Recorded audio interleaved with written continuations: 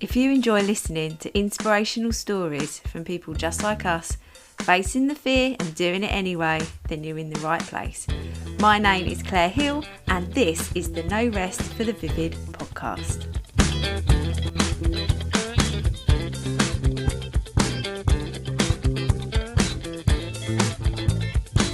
Hello, welcome to a big episode, or big as in longer than a mini Monday, with just me, Claire Hill, your host of the No Rest for the No Rest for the Vivid podcast. Got a bit confused then. Today, I want to talk to you about accountability. And I think this is a really important thing to focus on when you run a business, and definitely when you work for yourself, because let's face it, who is watching your back? And I mean, I know that we have very supportive people around us. Maybe you don't. I know if you're a Vivid Club member listening to this, you have the community around you championing you and wanting you to win all the time. But actually, who is checking that you're getting everything done on your to-do list, that you're not procrastinating, that you're not watching another episode of Real Housewives of New York or whatever? I don't actually watch any of that. Maybe EastEnders if it was me. I do love EastEnders. There's nobody watching me during the day, making sure that I'm actually stopping my lunch on time. No one is watching me. But how can we make sure that we're staying accountable for ourselves? Like, how can we hold ourselves accountable? Now, if you are a Vivid Club member, you may be part of the accountability buddy group, which means you do have somebody that is checking in with you once or twice a week, maybe a bit, maybe once a month, whatever you have asked them to do. And they are checking that you are working towards your goals and that you are moving the needle in your business. But what about the day-to-day stuff? Now, in my group program, Project Warrior Boss, we have looked at this and looked at our essential tasks, the tasks that should be non-negotiable for yourself. But again, do you negotiate with yourself? Do you think, oh, do you know what? I really need to write that newsletter.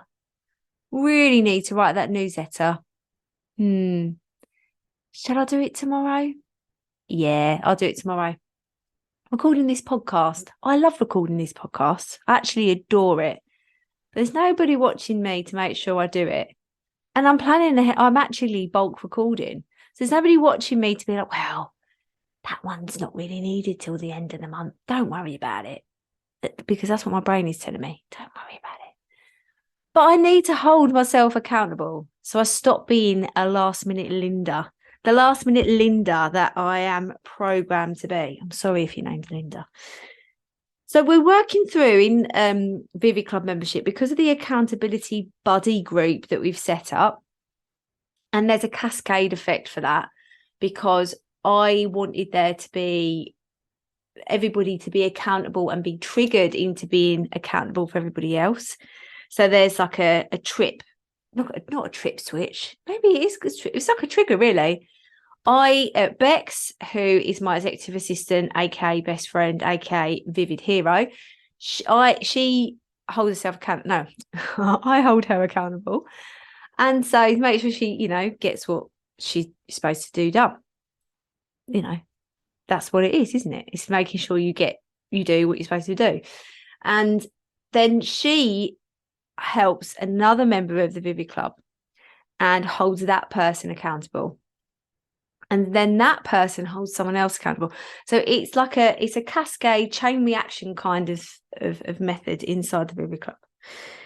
But some of the members didn't opt in, which is fine, each to their own. And so I wanted to create a system and layers of processes that you can implement into your business to hold yourself accountable. And then if you've got an accountability buddy, then there's another layer there. So first up, you really need to get on top of what you want to achieve. And that comes from planning and strategy. That comes from sitting and saying, where do I want to be in a year? How do I want to get there? And breaking it into chunks. Now, right now, you're listening to this. I'm just going to check the date of publication of this. Oh, The 10th of November. And this is published on the 10th of November, but you might be listening to it another time. And it's approaching that time where we need to think about 2023. Unless you are on a September, like a school year kind of thing, and you do all your planning in September. There's different ways there. But really, we're getting to the crux of the year, whether or not you decide to plan for all of 2023 in one go, whether or not you stick to a school year sort of scheduling. We're heading into a new quarter or a new term or a new section where most people start planning for that time ahead. So you really need to be focused on what you want to achieve. Where do you want to be? Now, thinking of that in revenue terms may feel a little bit uncomfortable. So let's flip that. How many people do you want to help? How many people do you want to give joy to or bring joy to their world with your business? Start with things like that. So when I'm thinking about Vivid Wire, how many people do I want coming into my website, making a purchase of wire art that is going to transform that blank wall? It's going to make that blank wall look very, very good and be very happy. Or how many people do I want to teach a workshop to? I have a workshop today, if you're listening to this on the 10th of November, and it is the biggest workshop I've ever done in one go. I am teaching 50 people to make my Rudolph Christmas decoration. When I started marketing that workshop, I wanted to teach 50 people how to make my Rudolph Christmas tree decoration. I had that number in my head. So it wasn't about how much revenue I was going to get from that workshop or how much profit or anything. I wanted to teach 50 people to make 150 Rudolph tree decorations, which actually blows my mind when I think of it like that.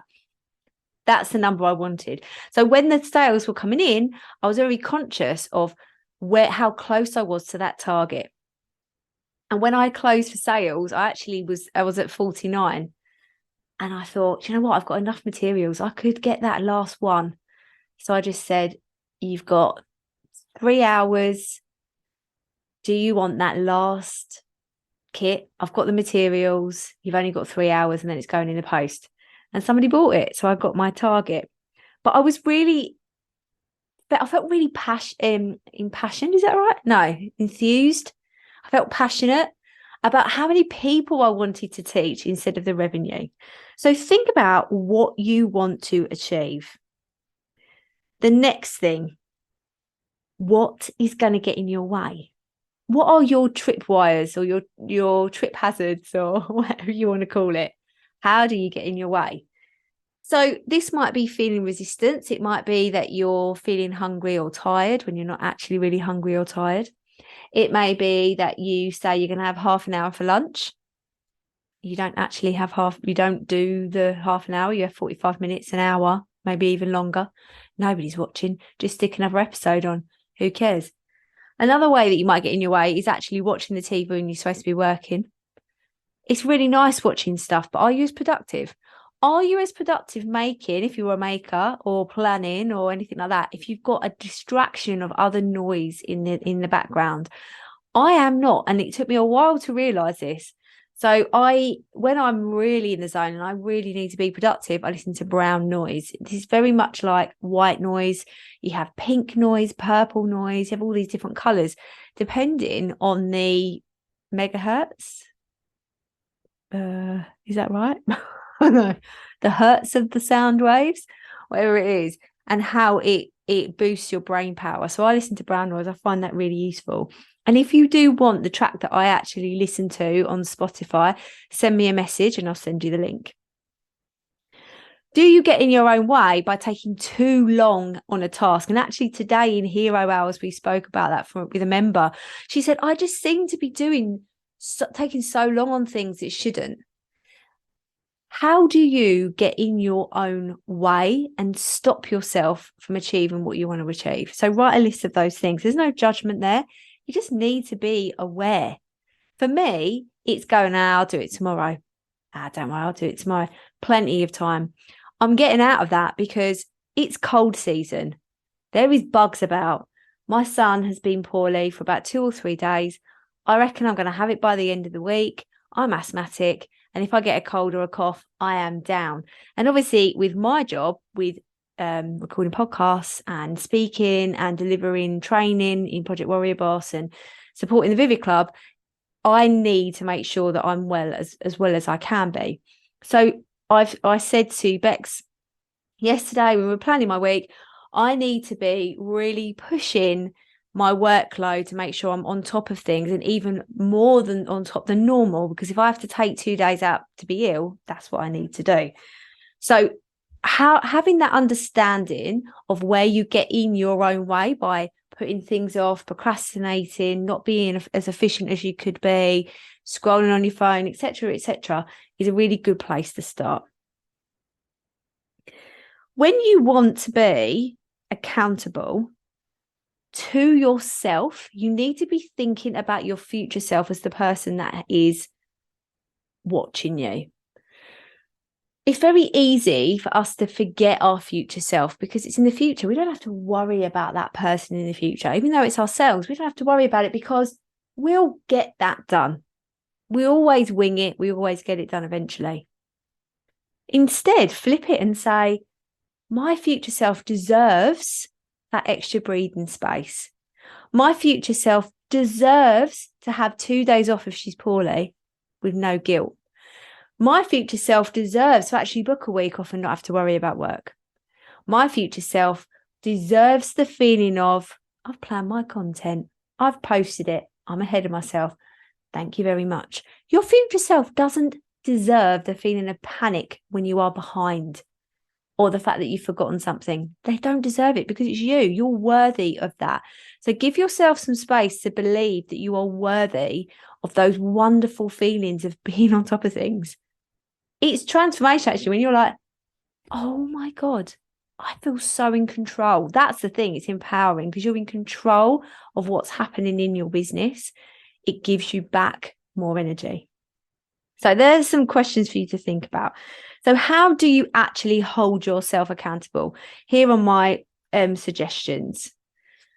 Number 1, make sure you brain dump every day.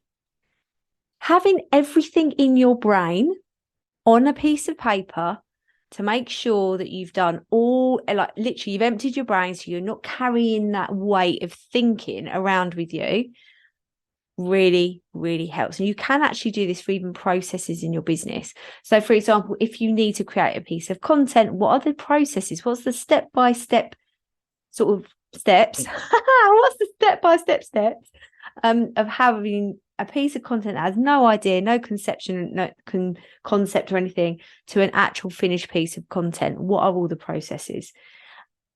And brain dumping, especially at the beginning of the week, helps you think ahead for the rest of the week.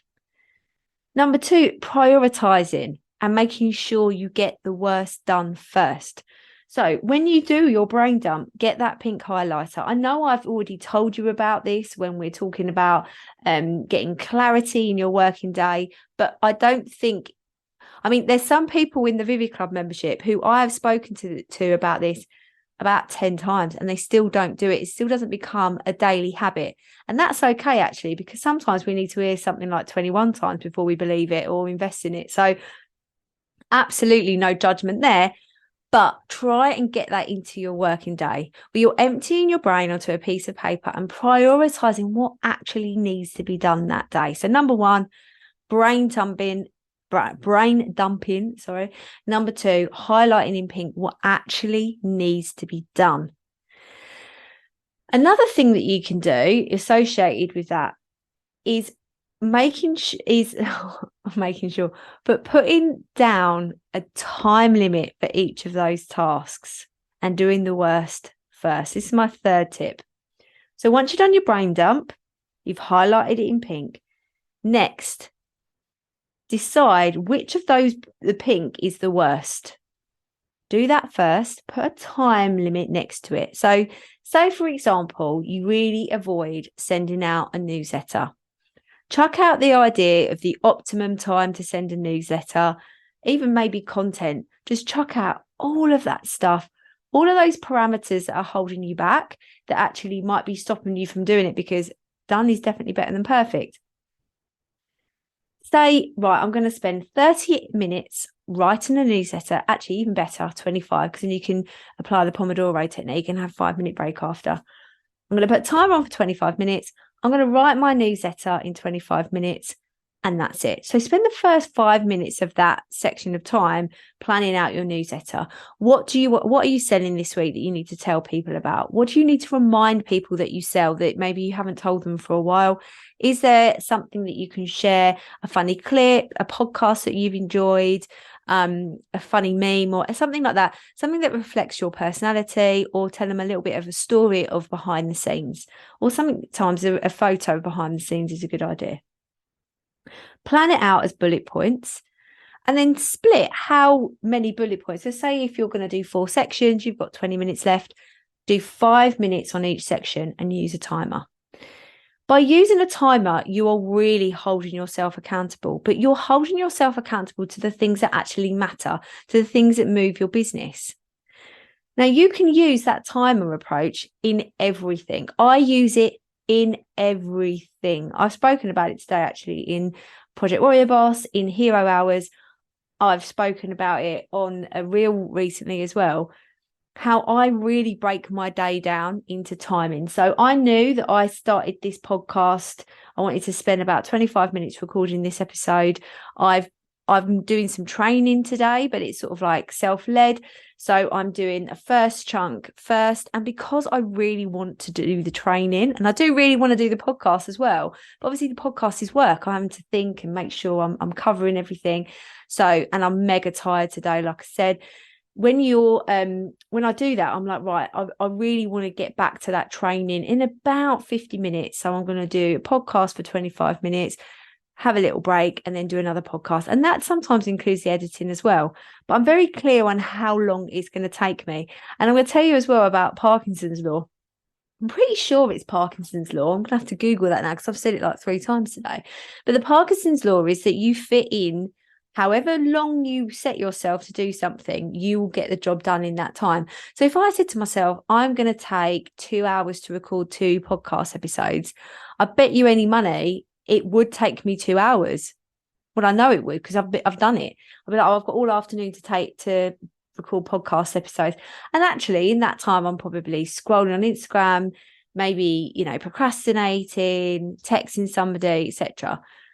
I'm not using the time as efficiently as possible. Now, in recent times, I time myself. I know I'm going to get that podcast recorded in that amount of time, because that's all that amount of time I'm going to let myself have, because my future self is going to be very grateful for it. I've done this recently on Friday. I had to juggle a few things, and I think a couple of things were a bit challenging. I was supposed to finish work at 5 o'clock. And I hadn't got my everything done, my non-essentials. And I'll be honest, I was a bit tired again on Friday. And I thought it's because I was tired on Friday because I did a workshop Thursday night, which meant that I worked till like 10 o'clock. And my future self deserves me to start later on a Friday when I do that. But, I hadn't planned that in. So I had to get over to my in-laws to go and pick my son up, and I knew I had about 20 minutes, and I had to write 2 newsletters, one for the Vivid Club and one for Vivid Wire. And the Vivid Club one, I knew in my head, like the process. I was talking about the podcast the day before, so it was quite a sort of creating that circle of marketing around this podcast and the Vivid Club membership mailing list. With Vivid Wire, I have a little plan, and that I plan a week in advance. Basically, my templates for Vivid Wire newsletter are quite similar every week. It's just the content that changes. And I'd given myself 10 minutes to do this newsletter, and I thought, you know what, I'm going to see if I can do it in 5 minutes. Put the timer on for 5 minutes, and as the timer went off, I was clicking send. And it takes away that as well, that energy of thinking, oh my God, this is going to take me ages, and it makes you actually do the job. It's easier to hold yourself accountable when you're like, I've only got to spend 5 minutes on there. Now, I'm not saying not all newsletters are as easy to just put together.